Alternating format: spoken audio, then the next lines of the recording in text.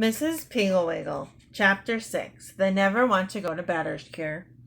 Each evening, as the clock struck 8, Mrs. Gray called Bobby and Larry and Susan. She said, "Come, children, 8 o'clock and time for bed." She tried to make her voice sound cheerful and gay, but actually she felt like groaning because she knew what was coming. First, Susan. "Oh, we don't want to go to bed now. Please let us stay up a little while longer. Please, Mother, please." And then Bobby. "We are the only ones in our whole neighborhood who have to go to bed at 8 o'clock. And then Larry. "Mother, nobody, not anybody at all goes to bed at 8 o'clock. Then Susan again. "But Mother, we have only just started this game." And then Bobby. "Please let us finish this game, please." And then Larry. "Just one more turn, Mother. It's my turn, Mother, and I haven't won a game this evening. Please." Mrs. Gray said, "Now, Bobby, Larry, and Susan, you know that if you want to grow up into fine young men and women, you must have plenty of sleep. I'm sure they teach you that in school." "We don't want to grow up. We just want to finish this game," Bobby wailed. And so, night after night, poor Mrs. Gray argued and pled and begged her children to go to bed, and by the time they had finished whining and complaining, it was usually almost 9 o'clock. Mrs. Gray was desperate. Finally, one day, she called her friend, Mrs. Grassfeather. She said, "Hello, Mrs. Grassfeather, this is Mrs. Gray, and I would like to find out what time Catherine and Wilfred go to bed." Mrs. Grassfeather said, "Why, at 8 o'clock, Mrs. Gray, unless their Uncle Jasper comes for dinner, and then I usually let them stay up until 9:30 to hear Uncle Jasper tell about his experiences in the Boer War. That, of course, is strictly Mr. Grassfeather's idea. He not only allows the children to stay up until 9:30, but he pays them as well for listening to Uncle Jasper while he goes to bed." Mrs. Gray said, "Do the children like to go to bed at 8 o'clock? Mrs. Grassfeather said, "Oh, they're very good about it, because they know that if they whine and complain, I will not let them stay up the next time Uncle Jasper comes over, which is about 4 nights a week." As the Grays had no Uncle Jasper, Mrs. Gray realized that Mrs. Grassfeather could be of no help. So she said goodbye and hung up the phone. And then she called Mrs. Gardenfield. "Hello, Mrs. Gardenfield, this is Mrs. Gray, and I called to see what time Worthington and Guinevere go to bed at night." Mrs. Gardenfield said, "Oh, they go to bed any time after Daddy comes home. You see, Mrs. Gray, Mr. Gardenfield gets home at 4:30. We have dinner at 5:30. And the children, Mr. Gardenfield, and I all go to bed at 6:30. 6:30, said Mrs. Gray, amazed. "My goodness, that is early." Mrs. Gardenfield said, "It is not early if you get up at 4:30. Mrs. Gray said, "But who wants to get up at 4:30? "We do," said Mrs. Gardenfield, and hung up the phone in a huff. So Mrs. Gray thought, and suddenly she remembered that only yesterday Dick Thompson's mother had been telling her about a wonderful little woman named Mrs. Piggle Wiggle, and so even though she had never seen Mrs. Piggle Wiggle, she decided to call her on the telephone and ask her to help with her never want to go to bedders. She said to Mrs. Piggle Wiggle, "I am Mrs. Gray, the mother of Bobby, Larry, and Susan." Mrs. Piggle Wiggle said, "Oh, yes, of course. How are the children? I have not seen them since they returned from camp." Mrs. Gray said, "Mrs. Piggle Wiggle, Bobby and Larry and Susan are very well and very cooperative until about 8 o'clock at night, and then they turn into whiny, complaining little non-cooperators." Mrs. Piggle Wiggle said, "Oh, yes, I see. They are never want to go to bedders, aren't they?" Mrs. Gray said, "How on earth did you know?" Mrs. Piggle Wiggle laughed and said, "Oh, that's one of the most common of the children's ailments."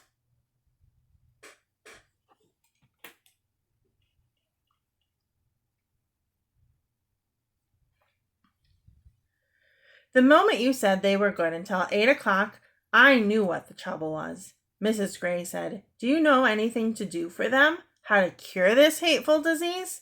Mrs. Piggle Wiggle said, "Oh, that's very simple. Beginning tonight, don't tell them to go to bed. Let them stay up as late as they want to. You and Mr. Gray go on to bed any time you're tired, but leave the children downstairs." Mrs. Gray said, "But their health, that will ruin their health." Mrs. Piggle Wiggle said, "Oh, I do not believe that a day or so without sleep will hurt them, and will certainly cure them. It is really worth a try, Mrs. Gray, but if you have any trouble and the cure doesn't seem to be working, call me." Mrs. Gray said, "Oh, thank you so much, Mrs. Piggle Wiggle. I will let you know tomorrow how we are getting along." That night at 8 o'clock the clock struck, and Mrs. Gray continued to mend socks and said nothing about bed, and Mr. Gray changed the radio, and Bobby and Larry and Susan played Parcheesi. At 9 o'clock the clock struck again, and Mrs. Gray put down the socks and took up a woman's magazine. Mr. Gray changed the radio, and Bobby and Larry and Susan continued to play Parcheesi. When 10 o'clock struck, Mrs. Gray yawned and put down the magazine. Mr. Gray snapped off the radio, and Larry and Susan and Bobby began another game of Parcheesi. At 10:30, Mr. and Mrs. Gray went upstairs to bed and left the children playing Parcheesi. At 12 o'clock, Mrs. Gray awoke, and at first she thought there were burglars in the house, and then she remembered the never want to go to bedders. So she tiptoed down the stairs, and there were Bobby and Larry and Susan playing Parcheesi on the living room rug. The next morning the children slept until 11:30. About 9 o'clock, Dick Thompson's mother stopped by to take them to the beach, but Mrs. Gray told her they were still asleep. When the children finally got up, they were cross and quarrelsome. When their mother told them about Mrs. Thompson inviting them to the beach, they said, "Why didn't you wait for us? Why didn't you wake us up? I think Mrs. Thompson's mean not to wait." Mrs. Gray said, "I see no reason why Mrs. Thompson and Dick should have their day spoiled waiting for the 3 little members of the all-night Parcheesi Club to get up. Now come and eat your breakfast and stop complaining." That night after dinner, Mr. and Mrs. Gray went to a moving picture show and left Larry and Bobby and Susan playing tiddlywinks. When the Grays came home about 12:30, the children were still up playing tiddlywinks and quarreling about whose turn it was.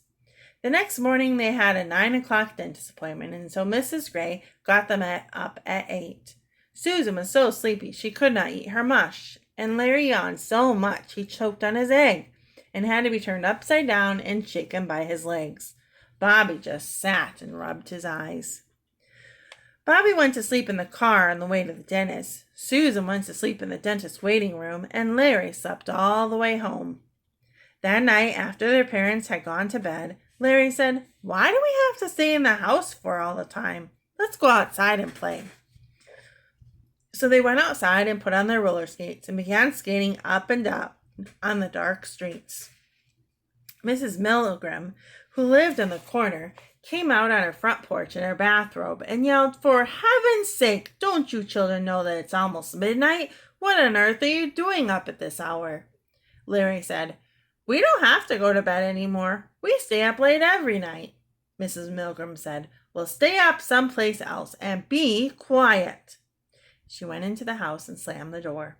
So the children took off their skates and tiptoed back to the house. They got out the Parcheesi board, but Susan said it was her turn for the pinks, and Larry said, "I happen to beg your pardon, but it's my turn."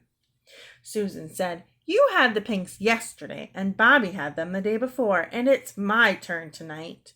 And she began to cry.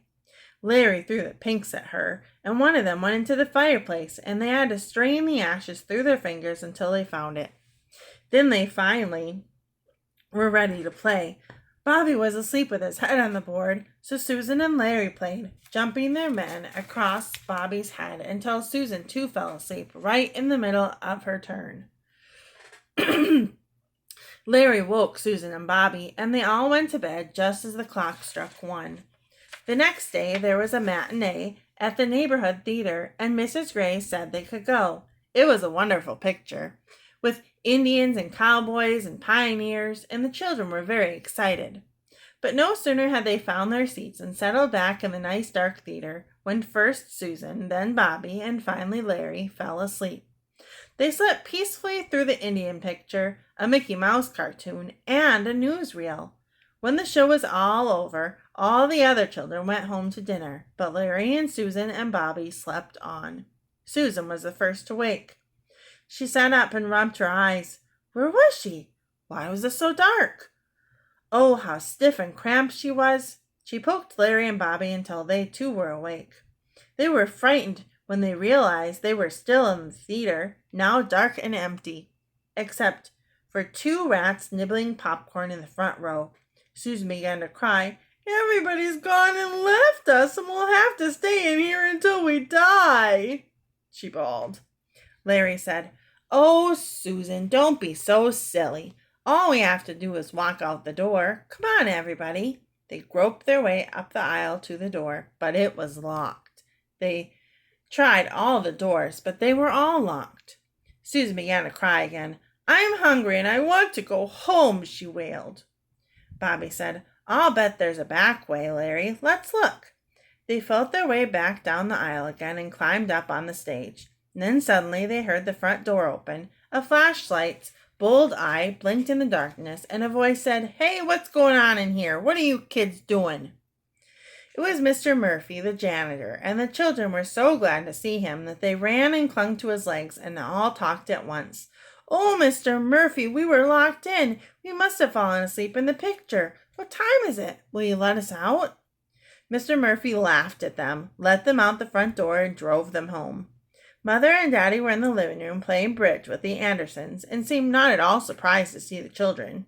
Mrs. Gray said, There's bread and milk on the kitchen table. Please put everything away when you finish, and went on with her game.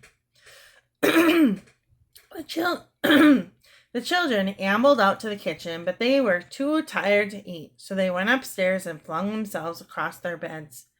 After they had rested for a while, Larry suggested that they play burglar. They turned off all the upstairs lights and crept around behind doors and under beds and had a fine, scary time until Larry pushed Bobby down the clothes chute and Bobby stuck and Susan screamed and Daddy came upstairs and yanked Bobby out. He spanked them all and sent them to their rooms. Susan Bobby got right into bed and went to sleep, but Larry stayed awake until the guests had gone home and their mother and Daddy had gone to bed. Then they pinched Bobby awake, and they both sneaked into Susan's room and pulled off her covers. Larry said, Let's go downstairs and see if there are any sandwiches or cookies left. Susan was very sleepy, but she said, Oh, all right. They ate about 10 little sandwiches, a small dish of salted nuts, 2 little dishes of candy, some olives and pickles, and some chocolate marshmallow cake. They felt very lively after that, so they sat down at the bridge table and began playing slapjack. When they finished the last game, the birds were singing and they heard the thump of the morning paper on the porch. They scurried up to bed quickly. The next day was Patsy's birthday. It was a wonderful party, with a fish pond and a magician who did tricks and games and balloons and prizes for every child. But Larry and Bobby and Susan did not enjoy it at all. Susan had such big black circles under her eyes that Patsy's mother thought she was sick and would not let her have any refreshments. Bobby was so sleepy he fell asleep just as the magician pulled a rabbit from under his chair, and the magician thought Bobby was so rude he gave the rabbit to Hubert Prentice. Larry fell asleep right at the table. He laid his cheek in his ice cream, closed his eyes, and dreamed he was in the North Pole. Patsy's mother called all the others to look at him, and he awoke, very embarrassed.